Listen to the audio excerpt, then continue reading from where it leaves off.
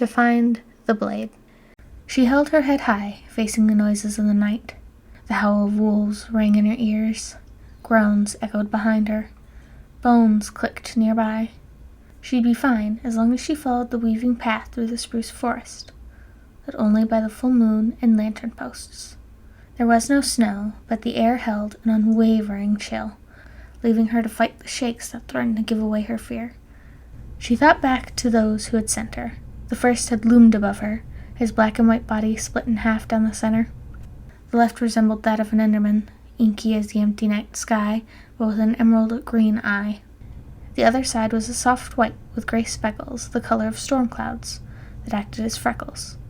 She never asked, it'd be rude to do so, but she'd always wondered if he was part ghast as well. Despite his appearance resembling that of monsters, she knew him to be gentle, and that was reflected in his heterochromatic eyes. Even his crimson eye reflected a kindness she'd missed in more human eyes.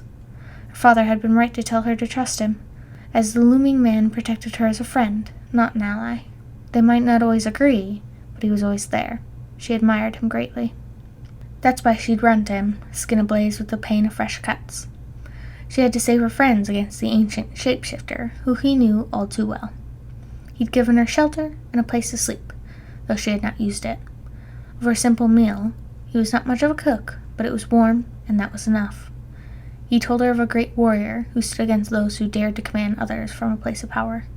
The warrior was older now, but he'd heard the glint of fire in the warrior's eyes had not died down. He, too, did not share her standard appearance, for his face was that of a pig. She said she did not mind. Her companion smirked. His Enderman teeth showed spikes of hardened skin. He assured her that he knew, continuing his instructions. He hadn't seen the warrior in years, but a man who had treated him as a son kept in touch with the old warrior. The father figure was old now, just like the warrior, but he was still watching over his adult children from afar in a home to the north. He could be a bit harsh, but he was understanding at heart. His hair was a sandy blonde below an old striped cap that was once as white as the snow and green as her companion's emerald eye. He promised to take her straight to him tomorrow, but for now he insisted she rest and heal from her wounds for the night. It would be a long journey. She snuck out in the darkness of night, leaving a note promising to repay her host. If the warrior was as strong as he'd promised, she'd truly owe him. Her blue armor gleamed as she ran into the night, unaware of the corrupted sigh of an Enderman that came from the roof. It had been a bit of a trek to reach the man with the striped hat, but she'd reached him by the blue hour. With a couple of knocks upon a wooden door, it was opened with a creak. Light spilled out upon her, bright and warm and yellow. Before her stood no old man, as far as she could tell. He stood tall, taller than her, though most were, but nowhere near the lanky man who'd sent her here. He was not frail, but as muscular as someone in his 30s. Behind him, she could see the dark outline of burnt wings, the color of charcoal and ash. She looked away. His voice was light as he questioned her, and he showed no concern at letting her in upon her quick explanation of where she came from and who she sought. He signaled to the soft chair to the right of the fire, instructing her to sit. She sat and watched in surprise as he disappeared into the next room. Her eyes turned to the fire, and her hands fidgeted. He'd help her, wouldn't he? He'd returned with 2 warm drinks, and gave her one before sitting in the chair across from her. He sipped before sitting down. She could see him better now. His hair, that had looked golden at the door, was soft and dusty, though he'd managed to keep his yellow color. She wondered if it had always been a sandy shade, or if it had sparkled like gold in his youth. He reminded her to drink herself, unwilling to hear anything until she did. The rings under her eyes gave it away, he told her. She had traveled alone without resting. It didn't take long for her to understand what she was told about this man was true. He was harsh and observant at that, but he did understand. There was no doting or questions, just expectations for her to fulfill. She peered down at the drink in her hands. It smelled sweet, like honey. Bubblegum pink and dark purple wisps rose with the steam, promising magic. She eyed the man. He looked back at her, steadily, his blue eyes moving to glance at her wounds silently. Perhaps he's too observant, she thought with a click of her tongue. She looked away, to the flames once more, taking a sip. The magic was tasteless.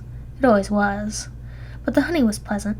Pink for her generation. She did not know what the purple was, but it did not surprise her that he knew brews she didn't. She was never very magically inclined. Now, his voice was steady and slow. You can tell me what happened. She hummed, thinking for just a moment. This man was not gentle like the son he'd adopted, but he was sturdy. He was experienced in the ways of the world. That was more comforting to her, in truth. That's what she needed right now, even if she would never say so out loud. She watched the flames dance as she explained the peril her friends were in, and the manipulative god who had caused it all. When she looked back, she found nothing but a glimmer of understanding in his eyes. It was almost like he could see through her, but she preferred that to the pity that she'd gotten from her companion. His skeletal wings stretched as he rolled his shoulders and leaned on the arm of the chair. Tomorrow. He didn't say it, but she knew it was a promise. He'd tell her how to find the warrior tomorrow, and no sooner. She opened her mouth to insist, but shut it without a word. He knew better than to tell her. That was the frustrating part of someone like him. She understood all too well that when you could see through someone, you also knew you had to be careful what you told them. She wondered how well he'd read her. His age showed, just for a moment, as he groaned while getting up. She could rest by the fire or in a room. You'll need to be well rested to train, and you'll train hard. He doesn't go easy, and you won't want him to, he explained as he ruffled her hair on his way upstairs. For once, she did not complain at the touch of another. She looked to the kitchen. He told her she was welcome to anything there. He was not much of a cook, but it was something, and something was enough. She took a deep breath, returning to the present. In her hands, the green eyes of the totem reflected the lantern light. A good luck gift. The old man was much too observant and far better at reading her than she'd liked.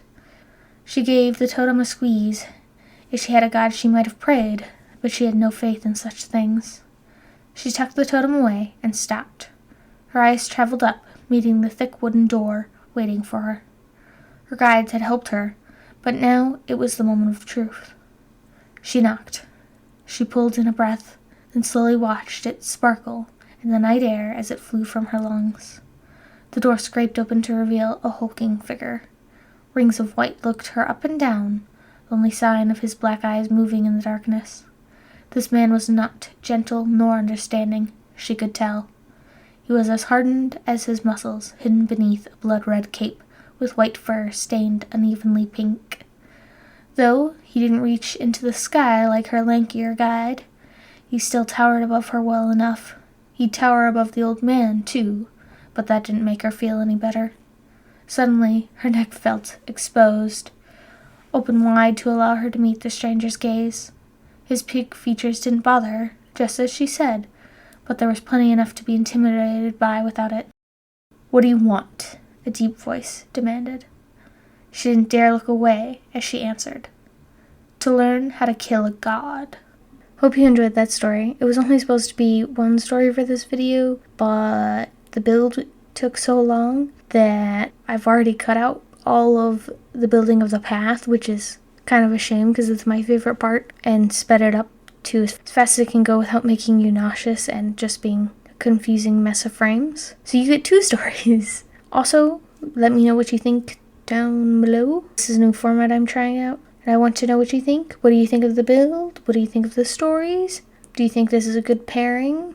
Also, these stories specifically are inspired by the Dream SMP.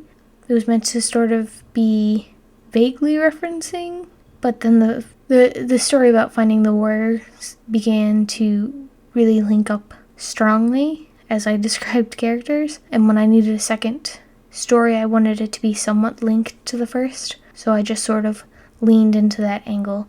The second story of Forest Fires is based on a song, which I'll link down in the description. I originally had thought about doing an animation of these scenes, that's why it's kind of back and forth on the flashbacks quite a bit, but I decided, well, I didn't decide, I don't really have the skills to animate this, and this would be a very long animation for a starting animator, so I had put it on the back burner, but when I needed a second story, I was like, well, the first story's linked so strongly, both of these have some of the same people, and I figured, you know what, I'm probably never going to be able to animate this, At least I can put it into writing and get the idea out there.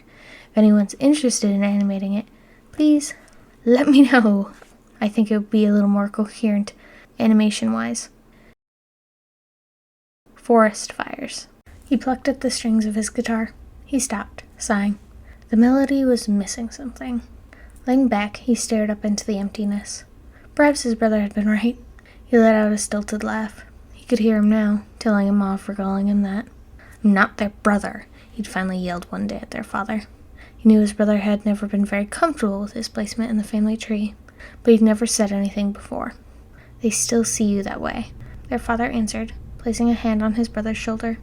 His brother turned away, and their father's hand fell back to his side lifelessly. He couldn't see it now from his place hidden in the dark on the stairs, but he knew his brother's eyes were focused on the mantel above the fireplace. It had trinkets from all 4 boys now, but the red cape and burnt paper crown still carried the weight it once had when they'd placed it there as a memorial. Not that anyone dared acknowledge so out loud. It was a place for trinkets now, for a reason. "You'll still be it, even if you don't want to, you know," their father spoke aloud, breaking the silence. "You're still their brother. They don't see it any other way."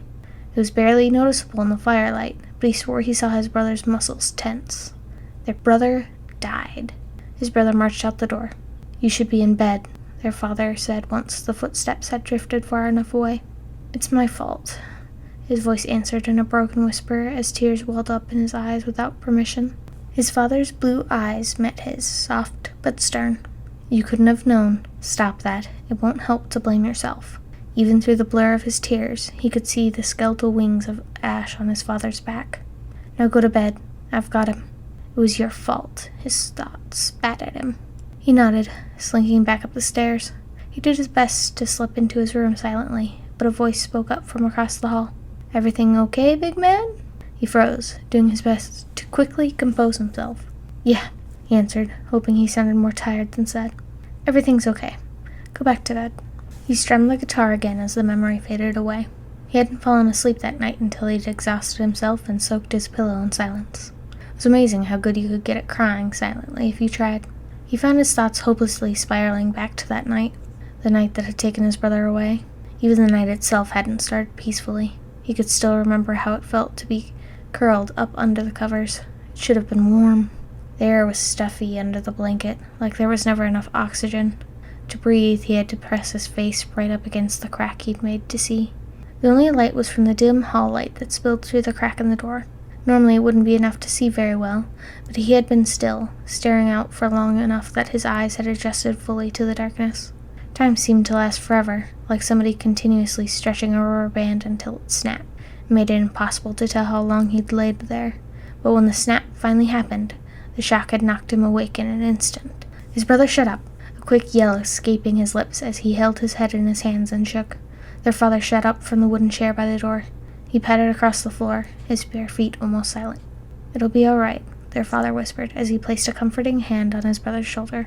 Their father had never been the best at comforting people, but with enough time he could eventually calm the tense boy back to sleep. From his breathless cocoon, he watched his father lay down with his brother until he fell asleep. On a lucky night, his brother only had one nightmare about that day. On bad nights, he woke up so loudly and so often their younger brother, the deepest sleeper, barely got a wink of sleep. Guilt ate at the boy.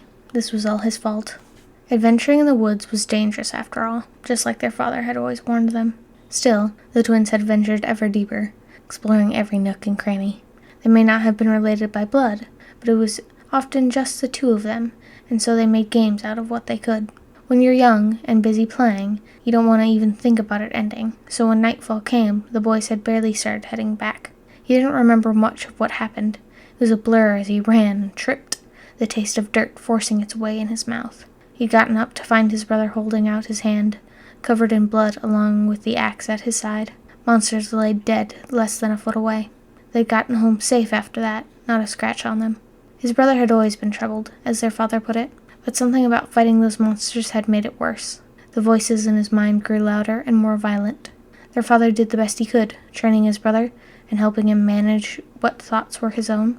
While his father tended to his brother, he took it upon himself to take more responsibility with their younger brother. His father was tired enough as it was. He grew tired as well, but pushed through it. This was the least he could do. His brother didn't get better. The night of the fire had not been a lucky night. He'd awoken to the shuffle of his brother dressing. He stayed still, not saying a word in his suffocating cocoon. When his brother slipped outside, he himself snatched up his beanie and pulled it on, following silently. If he'd been smarter, maybe he would have woken up their father right there and then. Or maybe he would have noticed how easy it was to see that night. He'd done neither. What he did do was follow his brother to find him outside, walking barefoot through the snow. He reached out towards him, but pulled back as he noticed the purple portal. It groaned, magic swirling around it. He swallowed. The frantic thudding of his feet was enough to wake his father. The words bubbled out of his mouth in an incoherent mishmash, but the orange light outside was directions enough for his adventurer father. He was off. All of this had also been enough to wake the youngest, who frantically quizzed him as to what was going on as he rushed after their father. The youngest was silenced as they both stopped in the snow under the blackened sky. The exploding light was blinding as it devoured the forest. He only caught a glimpse of their father as he disappeared behind the newly fallen debris and wall of flame. He pressed his younger brother's face into his chest. It should have been cold that night. Years passed. Their father was never the same. More often than not, he'd caught him in their room, sitting on his brother's bed, his head in his hands.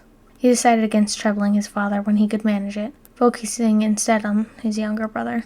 When they'd found another young boy in a box by the road, his father took him in, just as he'd done with all of them. But it wasn't the same. His father wasn't the same. As the two youngest bonded, he started looking to the outside world.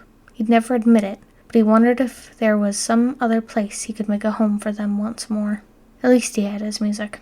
He'd been at his brother's grave when he heard the voice. At first, he thought he might have finally become troubled himself, but upon inspecting inside, he was left speechless. His brother was alive. There had always been a possibility, but it had been so very long. It was like his brother had saved his life one day and was gone the next. His brother was alive, but as he soon learned, the night had not been so kind as to just return him to them. What was left of his brother was a distant relic, turned hardened warrior to survive. The younger two were interested, but distant. One didn't remember, and the other had never even met the man. His father and his brother became like old friends, sharing one tale from an adventure to another. It was like his brother was an old pal rather than a son. He tried his best. They'd been twins after all. But while he saw a brother once lost and now found, his brother found someone clinging to a past he barely remembered. He strummed the guitar strings again as he returned to reality. Perhaps that was what it was missing. He repeated the melody as he sung quietly to the sky. And how was I to know I'm not strong? I should have saved you.